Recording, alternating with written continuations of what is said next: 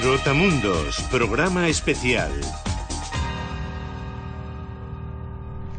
Raj es una palabra sánscrita que significa gobernar y representa a la perfección la conquista británica del subcontinente indio, donde dejó un poderoso legado.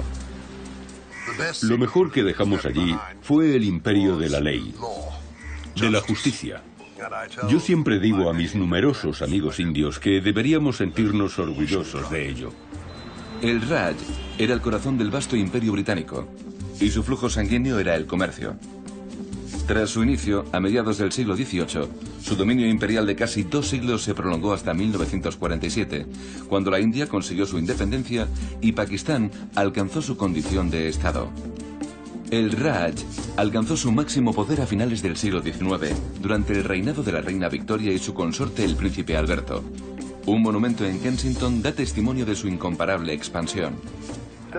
Lo más importante es la franja que lo rodea, donde figuran los 4 continentes. En la parte frontal están Europa y Asia, y en la parte posterior África y América. En este programa especial exploraremos los antiguos dominios del Raj británico para mostraros el retrato de uno de los capítulos más destacados de la historia moderna.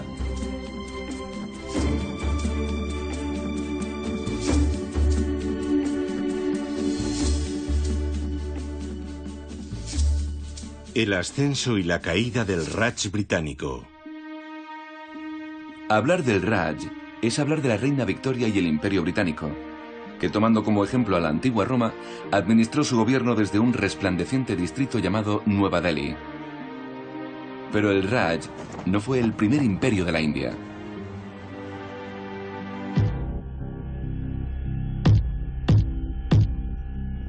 Cuando el Reino Unido llegó a la India, encontró una civilización más antigua que la griega, con diferentes costumbres, rituales y religiones.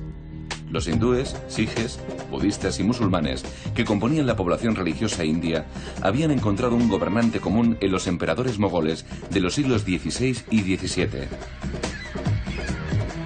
Un imperio islámico de Asia Central, célebre por su arquitectura, gastronomía y cultura. Shah Jahan, su emperador más famoso, construyó en Agra el Taj Mahal, que Ian Wright está a punto de visitar. Es fantástico. Debo confesaros que es la primera vez que veo el Taj Mahal. Y este es el mejor momento para hacerlo, a primera hora de la mañana. Su aspecto es absolutamente místico. La niebla y la bruma se elevan por encima del muro y de repente aparece delante de ti. Es estremecedor.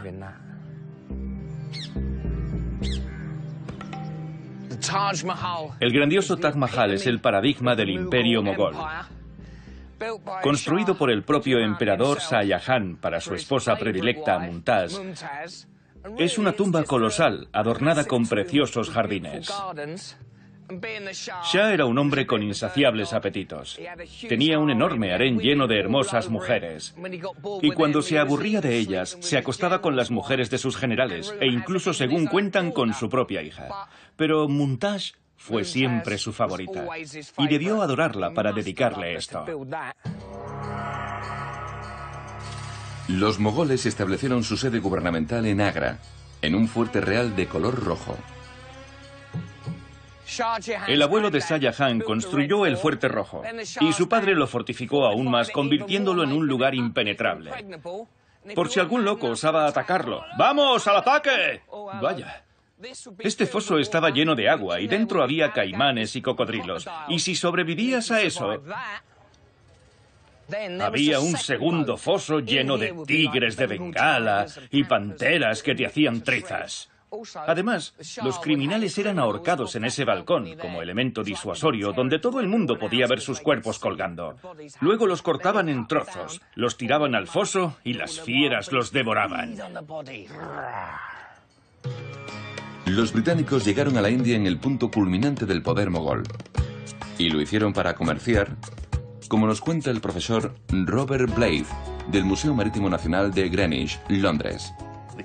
La Compañía de las Indias Orientales fue fundada en el año 1600 con la Carta Real de Isabel I.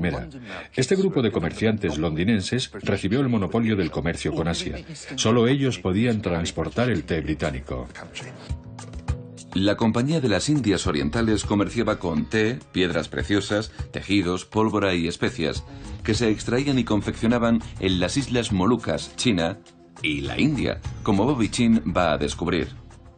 Pimienta negra, aquí tienes. ¿De dónde es? Esta es de la India. Pimienta. Cardamomo, también de la India. ¿También? Y canela. ¿Y de dónde viene? ¿De la India? ¿De la India también? De la India, todo lo trajo el viento. La flota de la compañía, con sede en Londres, siguió los pasos de los exploradores portugueses del siglo XV, que habían circunnavegado África por primera vez en busca de la ruta de las especias. Una arriesgada empresa que reportaría enormes beneficios. Mira esto. ¿Qué es? Nuez moscada. Con un puñado podías comprar una casa en Londres. Las especias lo eran todo. Las especias. La canela, el cardamomo, valían más que la plata. Y se luchaba por ellas. La gente mataba por las especias. Sí, a causa de las especias. Necesitaban cardamomo y pimienta negra para aromatizar y conservar la comida. Y también clavo para macerarla. Toda la comida llegaba a Europa muy estropeada, pero si le ponías especias podías venderla. Así que con esto podías comprar un piso en Knightsbridge. En 1860.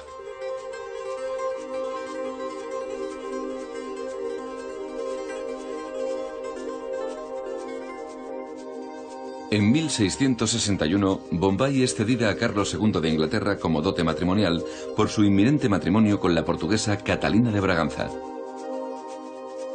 Pero los estados principescos leales al trono mogol no pensaban renunciar a su ciudad así como así. La fortaleza marina de Murud Janjira fue construida en el siglo XVI por los Sidis, un grupo étnico descendiente de esclavos africanos traídos por los portugueses. Su estado de conservación es extraordinario. Una de las cosas más sorprendentes de este lugar es que esta entrada no puede verse desde el otro lado. Y tened cuidado al desembarcar si no queréis acabar en el agua.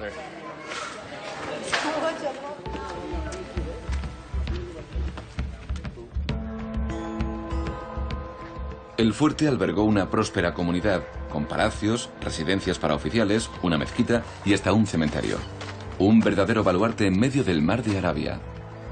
Esta fortaleza casi inexpugnable estaba defendida por gruesas murallas y una impresionante potencia de fuego. 572 cañones cubrían todo el perímetro, apoyados sobre bastiones y apuntando desde cada una de las ventanas. Este es el mayor de todos, con un peso de 22 toneladas. Su alcance superaba los 3 kilómetros, lo que significa que nadie que estuviera en su campo de visión podía considerarse a salvo. Por mucho que lo intentaron británicos, portugueses y señores de la guerra locales, nadie fue capaz de tomar Murud Janjira. De hecho, esta es la única fortaleza de la costa occidental de la India que nunca fue tomada. Impresionante. En Calcuta, los gobernantes franceses y los nababs de Bengala se habían convertido en persistentes obstáculos. Algo que solucionó el joven Robert Clive, que tras tomar el mando de las tropas de la compañía y apoyado por regimientos de indios cipayos, echó a los franceses de Pondicherry. Más tarde, en la batalla de Plassey en 1757, derrocó al nabab de Bengala, ganando Calcuta para el Reino Unido. Bobby Chin visita esta antigua ciudad colonial. Calcuta fue la capital del Raj británico desde 1772 hasta 1912. En 2001 fue rebautizada oficialmente como Kolkata, reflejando la pronunciación bengalí y no la inglesa. Este es uno de los tranvías que los ingleses dejaron aquí, construido para perdurar, igual que los taxis. En Fleury Suisse, considerada en el pasado la mejor pastelería de toda Asia, sirven su propia versión del té con leche inglés. ¿Qué hicieron los británicos por los calcutenses?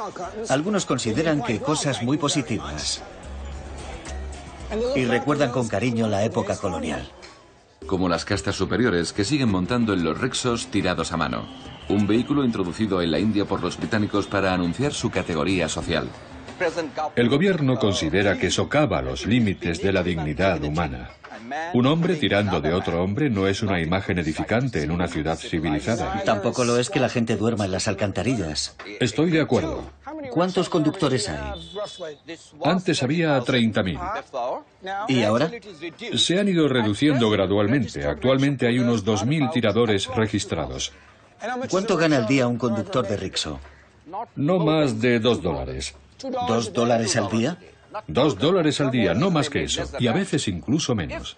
Si se pudiera organizar un programa de rehabilitación para dignificar este oficio, podría haber una zona donde se conservaran estos rickshaws, que forman parte de la tradición de Calcuta. Estoy a favor de eso. Sí. Ahora tiene que poner la mano así y decir, vale, tío. Bien. Es poco inglés, pero muy americano, muy universal. Vale. Como las estrellas del deporte.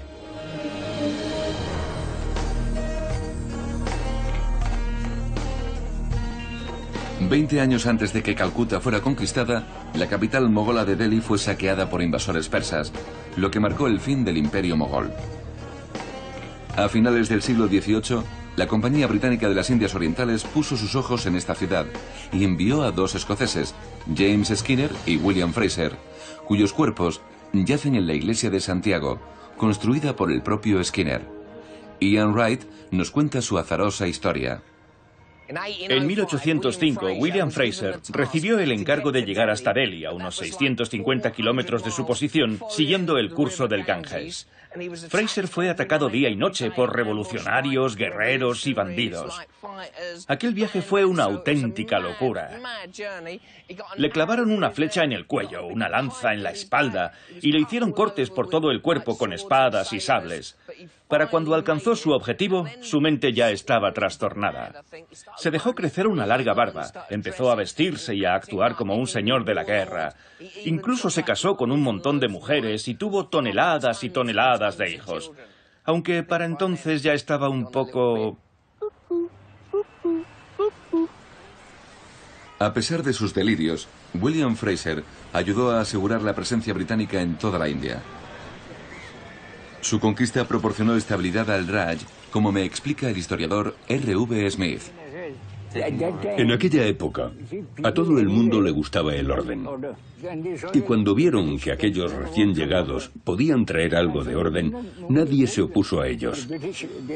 Los británicos encontraron las condiciones ideales, así que empezaron a expandirse hasta que el Raj británico se convirtió en una realidad.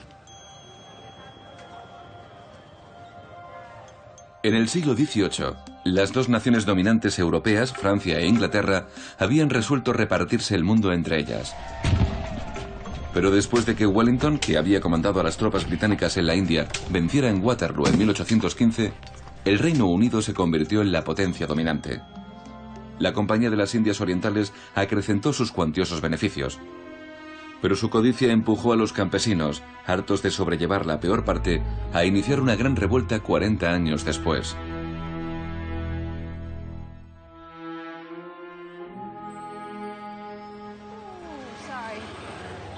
Muy bien. ¿Puede esperarme, por favor? Esa es la puerta de la India, la entrada a Delhi. Su llama eterna arde como homenaje a los soldados indios caídos en batalla. Un solemne recordatorio del pasado turbulento de la India. La gran rebelión tuvo lugar en Lucknow, en la propia residencia de la Compañía de las Indias Orientales.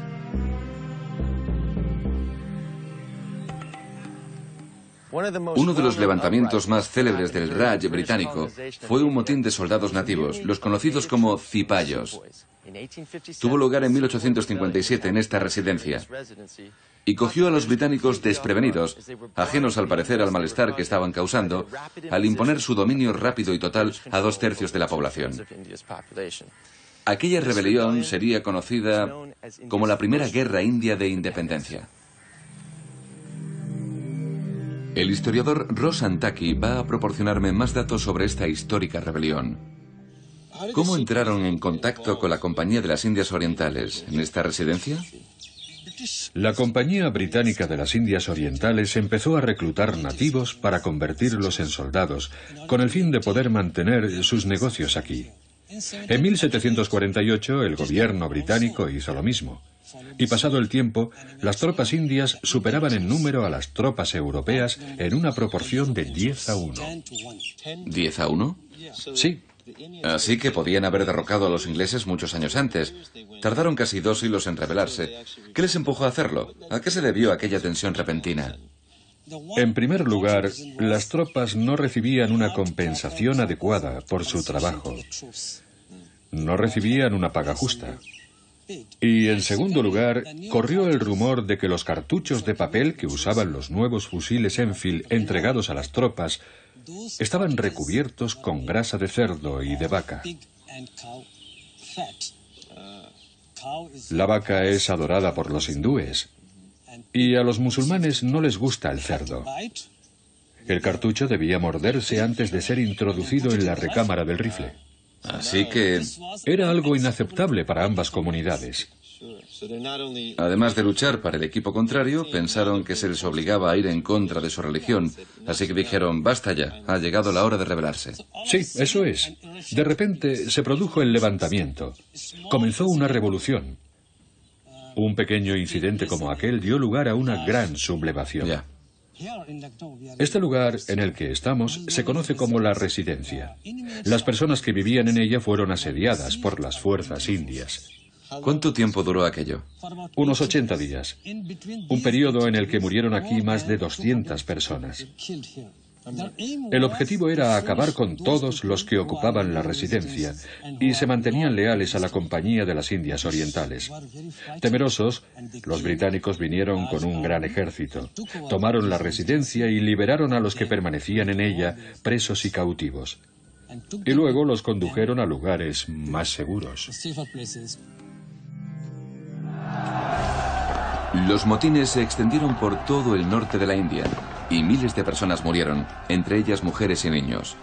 Los cipayos amotinados se agruparon en el Fuerte Rojo de Delhi, donde pidieron al último emperador mogol, Bahadur Shah Zafar, que reuniera a sus súbditos musulmanes y los liderara en batalla contra los opresores británicos. Ian Wright visita el palacio de verano de Bahadur para recabar nuevos datos sobre el papel del emperador. Posiblemente su única opción era apoyar al pueblo indio. Era visto como la única persona que podía unir a los hindúes y a los musulmanes bajo un mismo techo.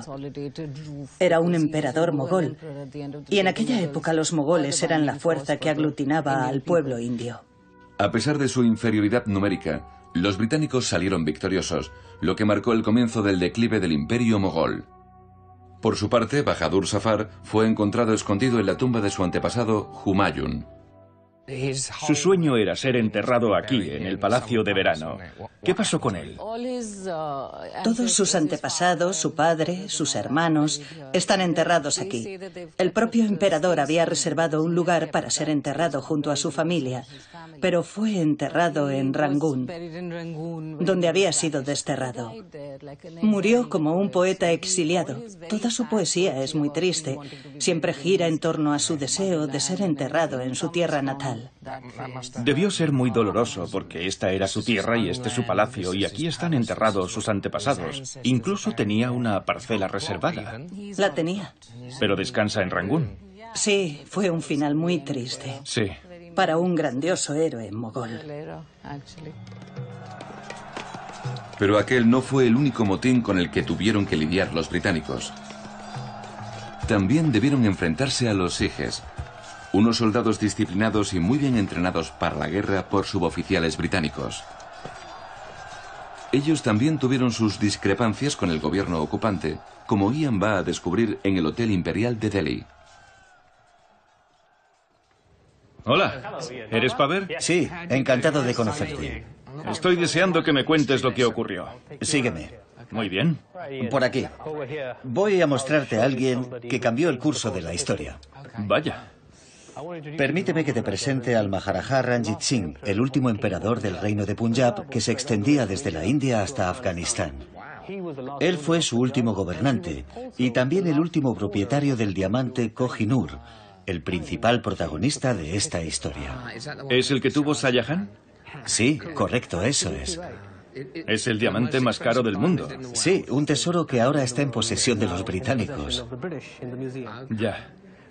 Hubo 5 batallas entre el Maharaja Ranjit Singh y el ejército británico, por Punjab y por el diamante. Ya. La batalla de Ferosa en 1845 fue la primera y los británicos perdieron. ¿Perdieron la batalla? Las perdieron todas. Pero entonces esta pintura... Es obra de un artista británico. Ya. Y presenta al ejército británico como el más agresivo. Ya. Pero fue derrotado por unos cuantos punjabis. Pero según esta pintura, los británicos tenían caballos, mejores armas, parecen muy organizados. ¿Cómo pudieron perder todas las batallas? Porque no tenían el corazón de un punjabi. Sí, ya. Los punjabis luchaban con el corazón y con la fuerza de estos dos guerreros. ¿Y quiénes son? Los dos generales más feroces del ejército del Maharaja Ranjit Singh, Sam Singh Atari y Hari Singh Nalwa. Su intervención fue crucial en las 5 victorias. Debieron ser grandes estrategas. Estrategas y valientes guerreros en el frente. ¿Y qué ocurrió después de su muerte? Tras su muerte, el ya anciano Maharaja firmó un tratado con los británicos ofreciendo el diamante Kohinoor a cambio de la paz. Pero en cuanto el diamante fue entregado, sí, los británicos le invadieron.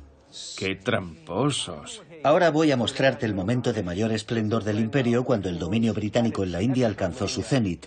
En 1911 tuvo lugar el Durbar de la Proclamación. ¿Y esto representa...? El apogeo del dominio británico en la India. ¿Y quién aparece en la pintura? El rey Jorge con el virrey de la India y todos los príncipes y jefes de estado de aquella época. Fue entonces cuando se decidió que Delhi fuera la capital de la India. ¿Y quién lo decidió? Los británicos, el rey Jorge. ¿Ya tenía el diamante? Claro que lo tenía. ¡Qué tácticas tan sucias! Así que los británicos seguimos teniendo el diamante. Sigue en vuestro poder, en el Museo de la Torre de Londres. ¿Sí?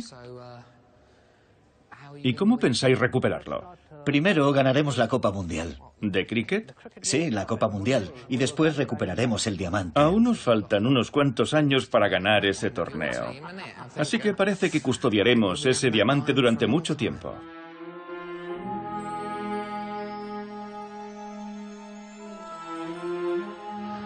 Tras sofocar la rebelión del ejército, la India se convirtió en la joya de la corona del Imperio Británico. La reina Victoria decidió que debía ser regida por la monarquía y no por la Compañía de las Indias Orientales. Cuando la emperatriz Victoria ocupó el trono, no solo heredó un vasto dominio en la India, sino una revolución industrial impulsada por carbón y vapor y forjada con acero, que produjo máquinas que mejoraron la eficiencia y aumentaron la productividad. El Reino Unido se convirtió en el taller del mundo, y las nuevas tejedoras Jenny aumentaron de forma exponencial sus exportaciones textiles. En el siglo XIX, el algodón era importado desde Estados Unidos, pero la guerra civil librada entre los estados del norte y el sur dio a Bombay la oportunidad de florecer. Me reúno con el guía Virat Kasliwal. Esta es la Catedral de Santo Tomás. Con 350 años de antigüedad, es el edificio en pie más antiguo de Bombay. Entre 1860 y 1865, la ciudad vivió el gran boom del algodón, pero nunca pensaron que este terminaría, así que gastaron gran parte de los fondos en la construcción del extremo oriental de la catedral. Y cuando el boom terminó de forma abrupta, ya no quedaban fondos para terminar el resto del edificio. Por eso existe esa enorme diferencia en su arquitectura. Tienes mampostería gótica en el presbiterio del ábside y un trabajo mucho más ligero en el resto. Lo que tiene gracia en cierto sentido, porque así se convierte en el centro de atención. Cuando la gente acude al interior sin ser conscientes del error, lo primero que ve es esa gran riqueza ornamental. Dicen que si se hubiera completado el diseño original, habría rivalizado en belleza con la abadía de Westminster. El boom del algodón indio y la majestuosa arquitectura británica hicieron resplandecer a la Bombay colonial. De los numerosos edificios construidos por los británicos, el más emblemático es el de la Estación Victoria, ahora llamada Estación CST. Fue terminada en 1888 con un coste equivalente a 328.000 euros, convirtiéndose en el edificio más caro de toda Asia. Hoy es el segundo más fotografiado de la India, después del Taj Mahal. Es tan majestuosa, es preciosa. Está inspirada en la estación de San Pancracio de Londres. Su arquitecto, Frederick Williams Stevens, escogió el estilo gótico victoriano. Las gárgolas parecen querer precipitarse.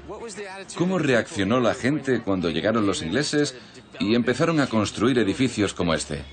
En Bombay la relación con los británicos era muy distinta a la del resto de la India. Aquí la coexistencia era pacífica. El león y el tigre que custodian la entrada son un símbolo con el que los británicos decían a la población local: esto es tan vuestro como nuestro. Esta es una de las estaciones más concurridas de la India.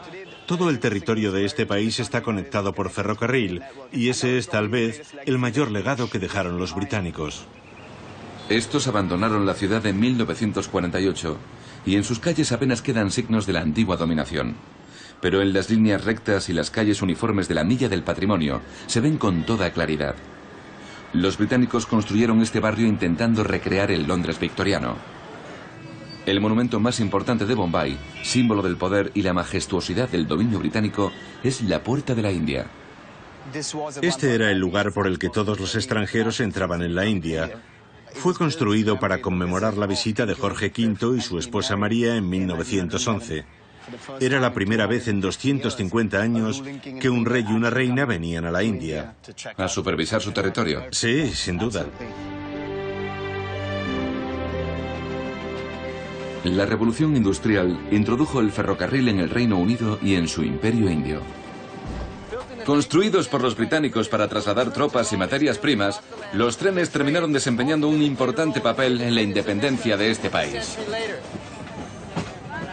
Los ferrocarriles de la India no fueron construidos para ayudar a la población, sino para agilizar el traslado del ejército, facilitar el transporte de bienes y productos y expandir la economía del imperio.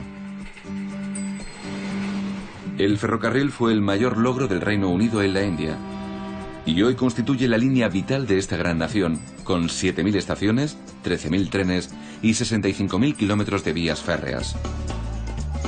Sus heroicos ingenieros consiguieron salvar la escarpada meseta del Deccan y las montañas del Himalaya, donde construyeron estaciones de montaña para que los funcionarios británicos pudieran escapar de los tórridos veranos indios. En 1900, la red ferroviaria de la India era la más extensa del mundo. A mediados del siglo XIX, el Reino Unido era una gran potencia industrial.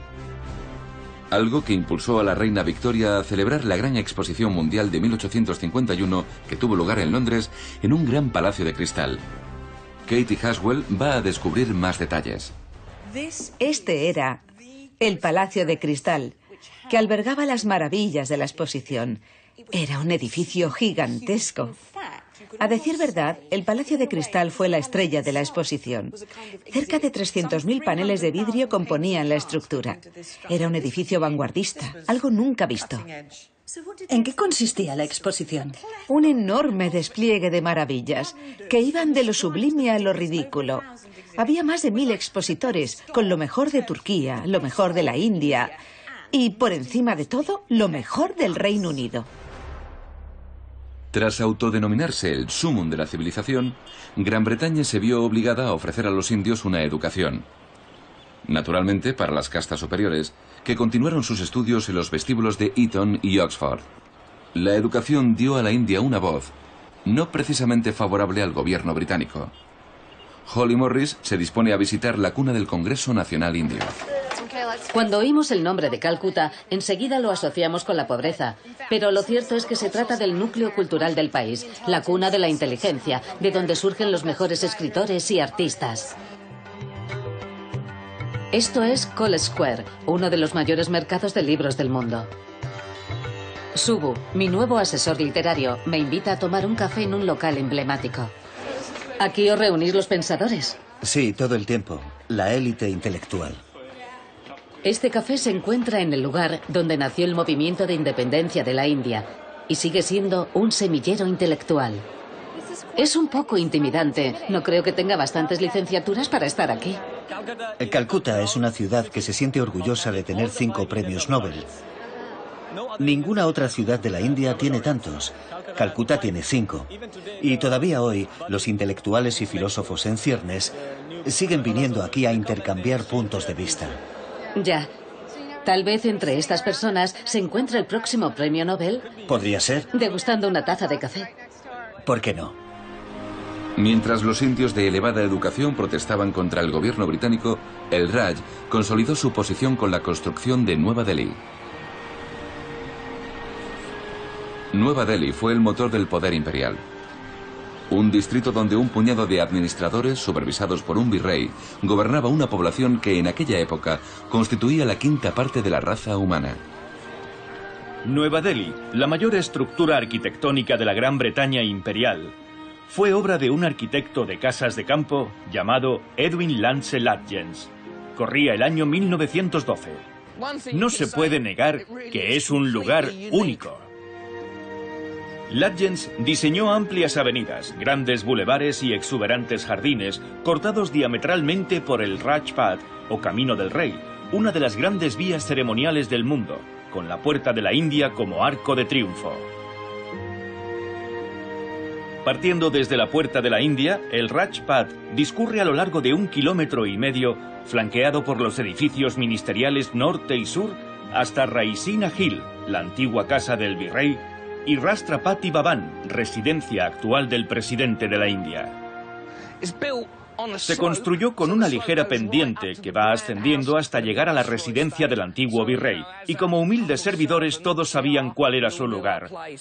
Sí, señor, como usted ordene. Sí, señor. Sí, señor. La gran casa presidencial fue la residencia del virrey británico y su esposa, la virreina. De vez en cuando abre sus puertas al público, así que hoy voy a aprovechar la ocasión para visitarla. La bandera completamente izada nos indica que el presidente está aquí. Así que con suerte podremos conocerle y tal vez pueda informarnos de algún buen restaurante donde comer. La casa se alza sobre una planta típica estilo Tudor en forma de H. Tiene un aspecto algo adusto, semejante a los edificios mogoles. Un estilo sencillo pero intimidante, concebido para exudar autoridad imperial. Permitidme que os muestre la terraza. Parece el Parque Richmond de Inglaterra. Aquí venían a jugar al polo, organizaban picnics con las damas y degustaban una taza de aromático té. Un enorme contraste con la vieja Delhi, justo al final de la calle, llena de ruido, caos y pobreza. Pero los británicos pensaban, ojos que no ven, corazón que no siente. ¿Más té, vicario?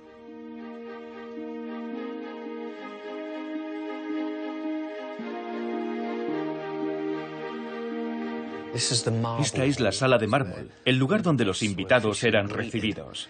Debía ser intimidante entrar aquí, con todos estos cuadros de la familia real y los virreyes mirándote a los ojos. Un despliegue aristocrático de pared a pared. Dirijo mis pasos hacia el salón de actos, el escenario del poder diseñado por Edwin Lutyens, donde el virrey, sobre la tarima del fondo, gobernaba sobre sus súbditos de forma bastante parecida a la utilizada por los emperadores mogoles. Esta es la sala Durbar, donde los virreyes celebraban sus ceremonias más importantes. Probablemente el momento cumbre fue cuando Lord Mountbatten anunció la declaración de independencia de la India en esta misma sala. También el primer presidente de la India, Nehru, hizo su juramento aquí. El pueblo indio no aceptó de buen grado el nuevo gobierno de la corona. Sus gritos de libertad se abrieron paso hasta estos sagrados recintos, comandados por un hombre que se convertiría en una auténtica espina para los británicos. Mahatma Gandhi fue la voz más representativa del movimiento de liberación de la India. Describió a Nueva Delhi como un elefante blanco de coste inasumible. Y no se equivocaba, porque 16 años después de su construcción, los británicos tuvieron que marcharse.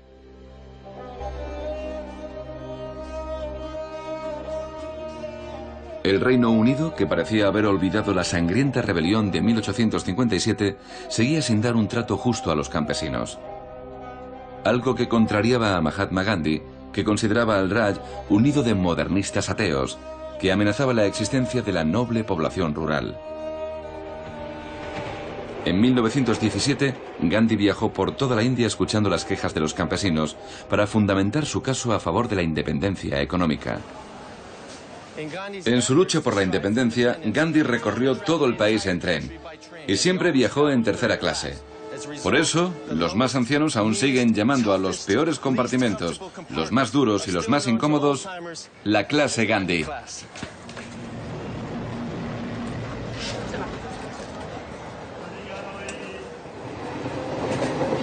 Esperaba viajar sentado, pero ya veis, es el vagón más abarrotado que he visto en mi vida.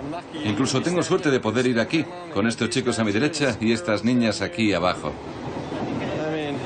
El brazo me sirve de portaequipajes. ¿Qué le vamos a hacer?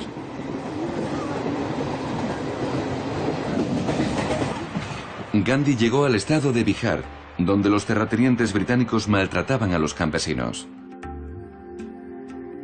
La primera piedra de esta columna conmemorativa fue colocada el 10 de junio de 1972 en homenaje a Mahatma Gandhi, quien se enfrentó a los grandes cultivadores de índigo por las atrocidades cometidas contra los campesinos de Motihari.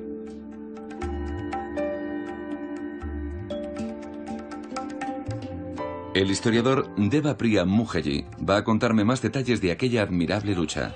En el siglo XIX, Gran Bretaña gobernaba la India. En aquella época creó muchas fábricas dedicadas a la industria textil, en Manchester y en toda Europa.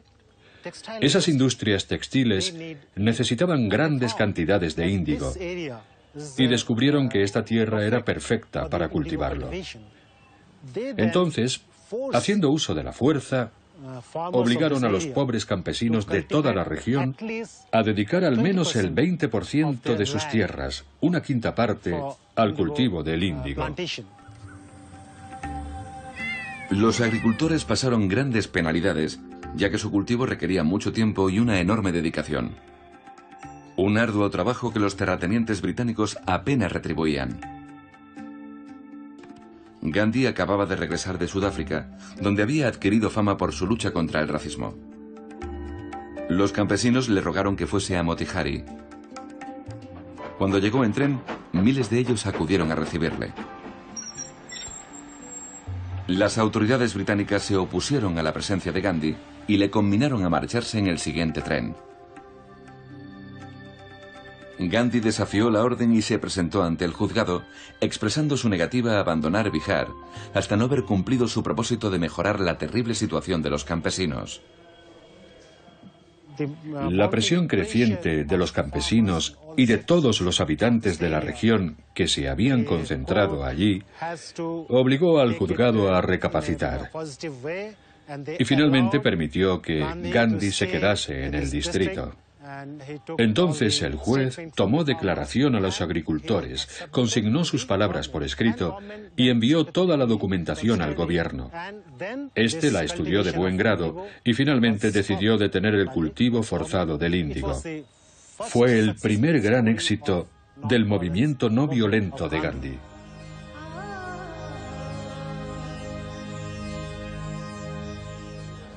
Por esas mismas fechas, la lucha por la independencia se vio impulsada por un terrible acontecimiento ocurrido en la región de Punjab, una zona ocupada predominantemente por sijes. Un hecho horrible y atroz, conocido como la matanza de Amritsar o la masacre de Jallianwala Bagh. Este es el parque conmemorativo de Jallianwala Bagh. El 13 de abril de 1919 estaba abarrotado de campesinos que celebraban la nueva cosecha, el Baisakhi.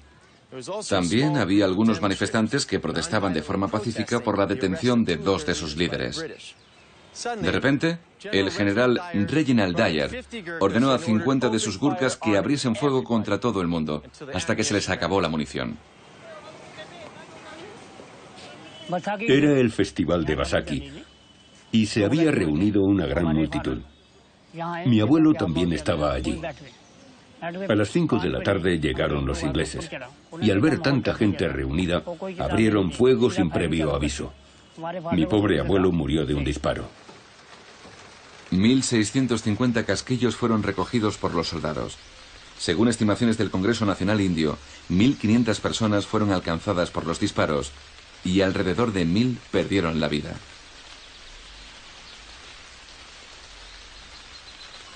Los impactos aún son visibles. Para muchos historiadores, dos acontecimientos provocaron el fin del Raj británico, y este sin duda fue uno de ellos. El otro fue la rebelión de los cipayos de 1857. No puedo evitar pensar que cada gota de lluvia es como una metáfora. Un recuerdo de cada una de las balas que se dispararon aquí, arrasaron el parque e hicieron que las vidas de 1 millar de personas desaparecieran de golpe. Consciente de las penalidades que vivía su pueblo, Gandhi se sintió espoleado por la visión de una India autosuficiente, liberada de la tutela de los británicos. Me dirijo a su humilde casa en Gujarat. En este tranquilo y arbolado suburbio se encuentra la casa en la que vivió Gandhi entre 1917 y 1934, desde donde planificó y coordinó su movimiento de desobediencia civil. Un edificio que sigue siendo venerado como un monumento a la vida de aquel gran hombre.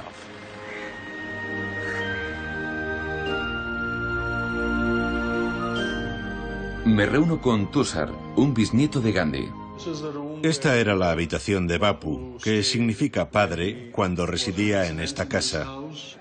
Durante el día se convertía en su lugar de trabajo y la gente venía aquí a reunirse con él, y al llegar la noche se transformaba en su dormitorio. ¿Por qué llevaba una vida tan sencilla? Lo hacía para dar ejemplo.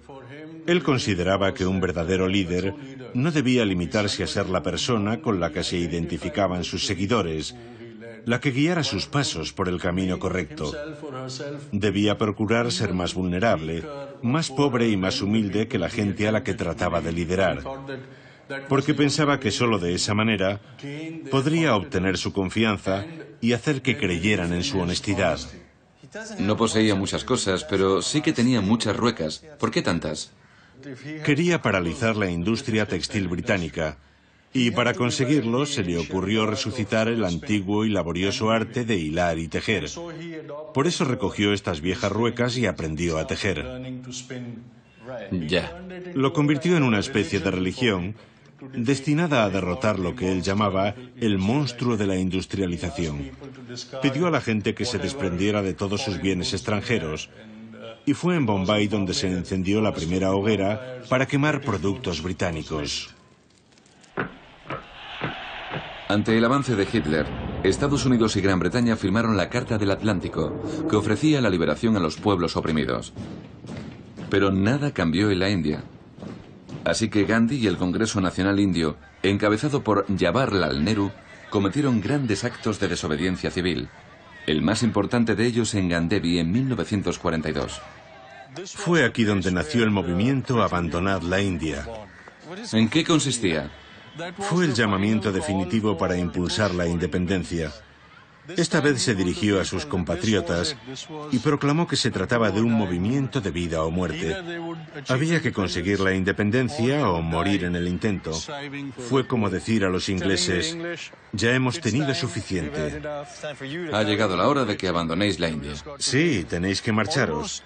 Casi el 75% de la población se unió al movimiento. Su espíritu era inquebrantable. Y eso es lo que acabó doblegando a los ingleses. Después de la Segunda Guerra Mundial, la disolución del Raj solo era cuestión de tiempo. Pero la población musulmana no estaba dispuesta a admitir que un nuevo Raj hindú reemplazara al Raj británico.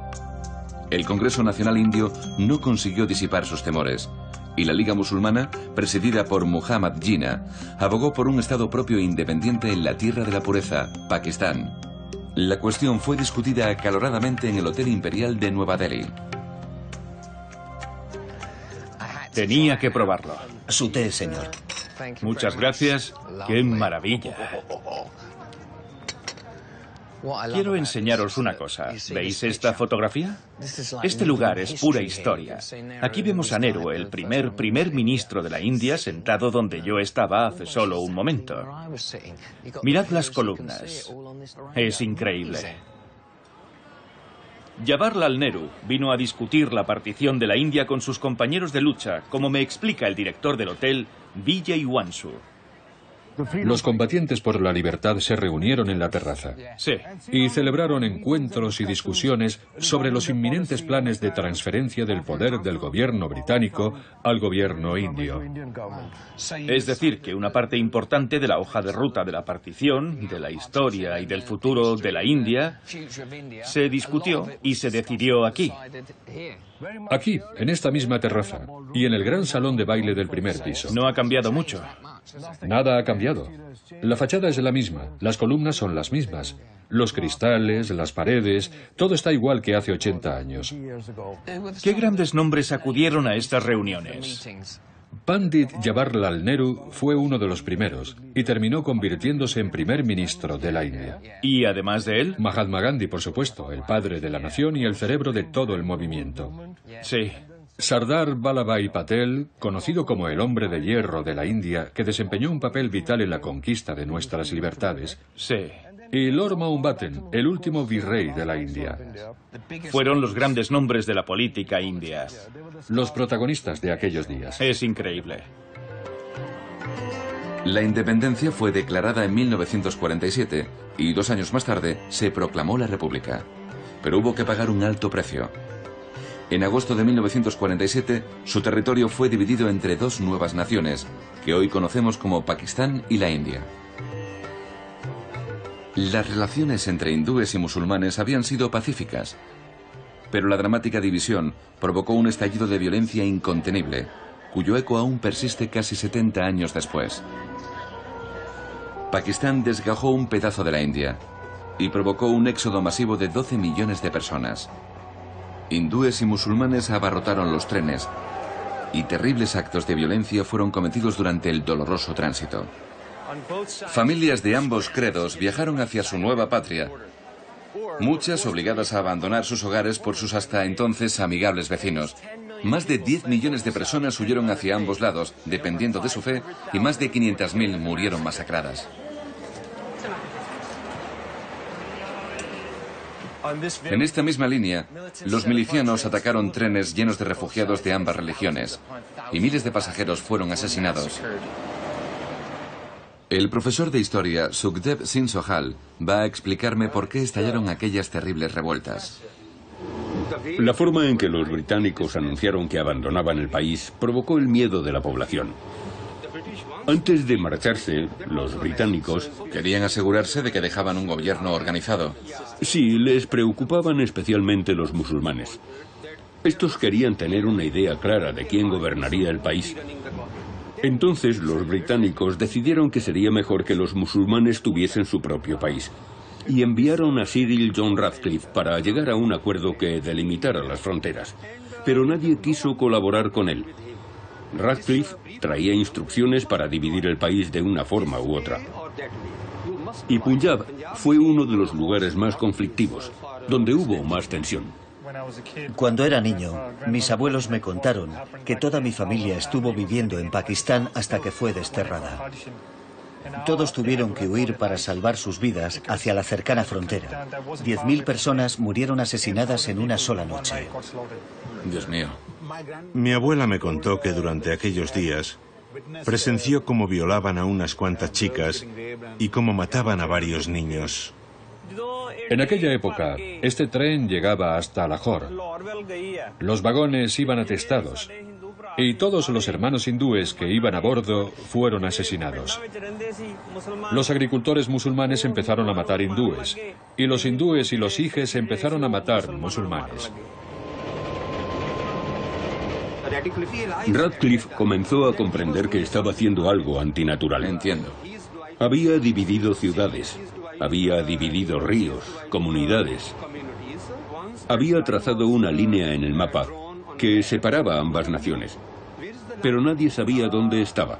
Nadie lo sabía. Todo era confusión. Sí.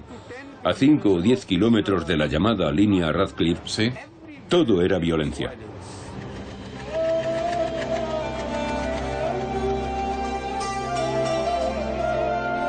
Mahatma Gandhi intentó restañar las heridas entre hindúes y musulmanes, pero todos sus esfuerzos por conseguir la reconciliación resultaron inútiles. Un año después, en 1948, fue asesinado por un fanático hinduista. Su llamada a favor de una India unida sigue siendo un sueño. Holly Morris va a visitar su tumba en Delhi. Una sencilla plataforma con dos palabras. Hey Ram, que quiere decir, oh Dios, sus dos últimas palabras. Cuando Mahatma Gandhi murió, seguía siendo un ciudadano común, sin títulos, ni riquezas, ni cargo oficial. Pero su asesinato conmocionó al mundo entero. Todos los gobiernos rindieron homenaje a aquel hombrecillo de 78 años, cuyo nombre, Mahatma, significa alma grande. Para mí, para mi familia y para toda la India, Mahatma Gandhi es el padre de la nación. Es la persona más importante, la que condujo a la India hacia su independencia con métodos pacíficos. El Reino Unido abandonó la India y el Raj quedó reducido a un cementerio de reliquias en las afueras de Delhi. Es increíble pensar que el Raj británico se derrumbara apenas 16 años después de la creación de Nueva Delhi. En el monumento conmemorativo de la coronación, las estatuas de los virreyes permanecen olvidadas en el túnel del tiempo, como testigos mudos del pasado colonial británico. Me recuerdan a los iconos caídos de Stalin en el cementerio de San Petersburgo.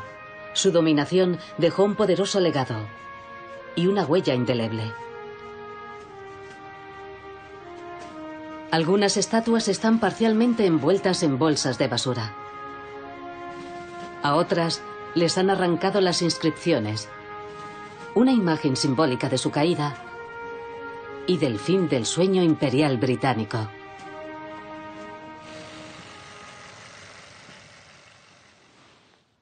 Sin embargo, el Raj no cayó del todo en el olvido. Porque en cada rincón de la India aún podemos ver un trocito del Reino Unido. ¡Un té! Está dulce. Con leche condensada, un montón de azúcar. Nada mejor que un té caliente en un día caluroso.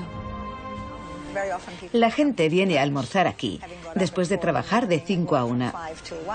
El almuerzo es toda una institución, y este hotel es famoso por sus sándwiches de salmón y sus panecillos escoceses. La India es un país soberano desde hace más de 50 años, pero el Raj dejó una huella indeleble, como las carreras de caballos.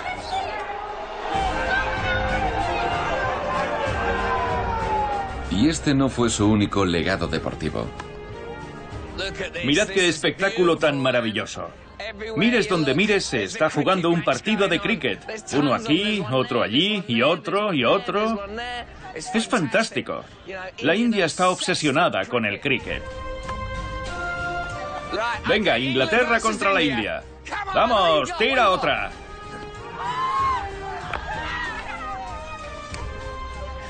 Ahora lanzo yo. ¡Aparta de ahí! ¡Es mi turno! ¡Sí! ¡Sí! ¡Toma ya! Tengo que irme. Gracias, caballeros. ¡Ha ganado Delhi! ¿Delhi? ¡Venga ya! ¡Nunca! ¡Inglaterra! ¡Inglaterra!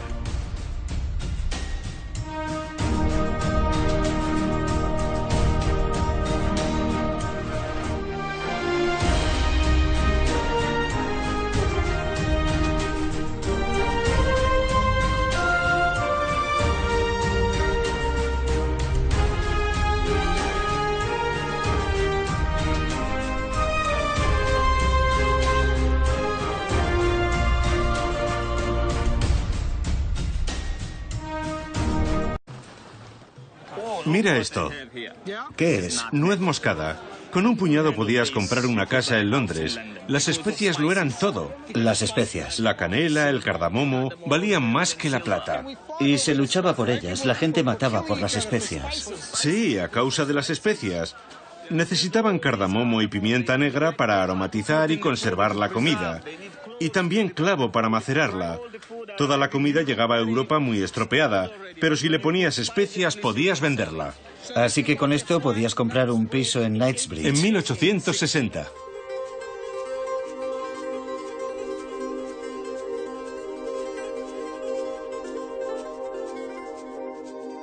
En 1661, Bombay es cedida a Carlos II de Inglaterra como dote matrimonial por su inminente matrimonio con la portuguesa Catalina de Braganza. Pero los estados principescos leales al trono mogol no pensaban renunciar a su ciudad así como así. La fortaleza marina de Murud Janjira fue construida en el siglo XVI por los Sidis, un grupo étnico descendiente de esclavos africanos traídos por los portugueses. Su estado de conservación es extraordinario. Una de las cosas más sorprendentes de este lugar es que esta entrada no puede verse desde el otro lado. Y tened cuidado al desembarcar si no queréis acabar en el agua. Y América. En este programa especial exploraremos los antiguos dominios del Raj británico para mostraros el retrato de uno de los capítulos más destacados de la historia moderna.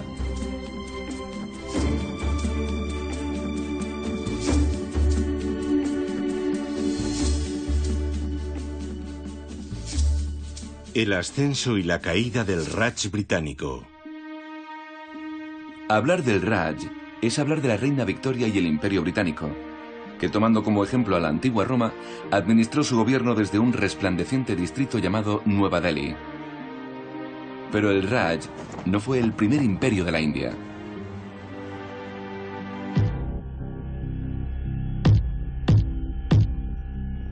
Cuando el Reino Unido llegó a la India, encontró una civilización más antigua que la griega, con diferentes costumbres, rituales y religiones.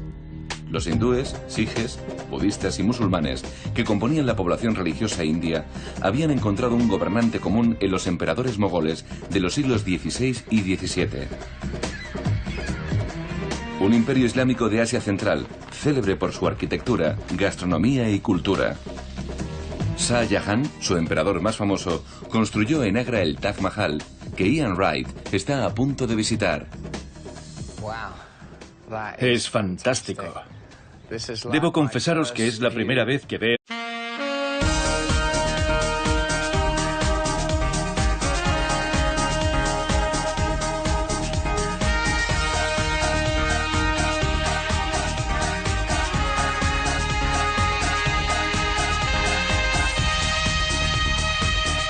Trotamundos, programa especial. Raj es una palabra sánscrita que significa gobernar y representa a la perfección la conquista británica del subcontinente indio, donde dejó un poderoso legado. Lo mejor que dejamos allí fue el imperio de la ley, de la justicia. Yo siempre digo a mis numerosos amigos indios que deberíamos sentirnos orgullosos de ello. El Raj era el corazón del vasto imperio británico y su flujo sanguíneo era el comercio. Tras su inicio, a mediados del siglo XVIII, su dominio imperial de casi 2 siglos se prolongó hasta 1947, cuando la India consiguió su independencia y Pakistán alcanzó su condición de Estado. El Raj alcanzó su máximo poder a finales del siglo XIX, durante el reinado de la reina Victoria y su consorte el príncipe Alberto. Un monumento en Kensington da testimonio de su incomparable expansión. Lo más importante es la franja que lo rodea, donde figuran los 4 continentes. En la parte frontal están Europa y Asia. Y en la parte posterior, África. Panteras que te hacían trizas. Además, los criminales eran ahorcados en ese balcón, como elemento disuasorio, donde todo el mundo podía ver sus cuerpos colgando. Luego los cortaban en trozos, los tiraban al foso y las fieras los devoraban. Los británicos llegaron a la India en el punto culminante del poder mogol. Y lo hicieron para comerciar, como nos cuenta el profesor Robert Blythe, del Museo Marítimo Nacional de Greenwich, Londres. La Compañía de las Indias Orientales fue fundada en el año 1600 con la Carta Real de Isabel I. Este grupo de comerciantes londinenses recibió el monopolio del comercio con Asia. Solo ellos podían transportar el té británico. La Compañía de las Indias Orientales comerciaba con té, piedras preciosas, tejidos, pólvora y especias, que se extraían y confeccionaban en las Islas Molucas, China y la India, como Bobby Chin va a descubrir. Pimienta negra, aquí tienes. ¿De dónde es? Esta es de la India. Pimienta. Cardamomo, también de la India. ¿También? Y canela. ¿Y de dónde viene? De la India. ¿De la India también? De la India. Todo lo trajo el viento. La flota de la compañía, con sede en Londres, siguió los pasos de los exploradores portugueses del siglo XV, que habían circunnavegado África por primera vez en busca de la ruta de las especias. Una arriesgada empresa que reportaría enormes beneficios. El Taj Mahal. Y este es el mejor momento para hacerlo, a primera hora de la mañana. Su aspecto es absolutamente místico. La niebla y la bruma se elevan por encima del muro y de repente aparece delante de ti. Es estremecedor.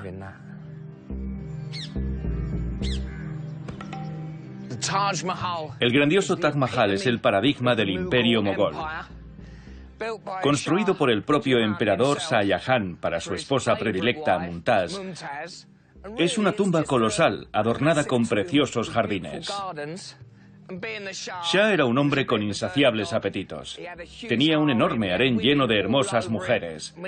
Y cuando se aburría de ellas, se acostaba con las mujeres de sus generales, e incluso, según cuentan, con su propia hija. Pero Mumtaz fue siempre su favorita, y debió adorarla para dedicarle esto. Los mogoles establecieron su sede gubernamental en Agra, en un fuerte real de color rojo. El abuelo de Shah Jahan construyó el Fuerte Rojo, y su padre lo fortificó aún más, convirtiéndolo en un lugar impenetrable. Por si algún loco osaba atacarlo. ¡Vamos, al ataque! Vaya. Este foso estaba lleno de agua y dentro había caimanes y cocodrilos. Y si sobrevivías a eso, había un segundo foso lleno de tigres de Bengala y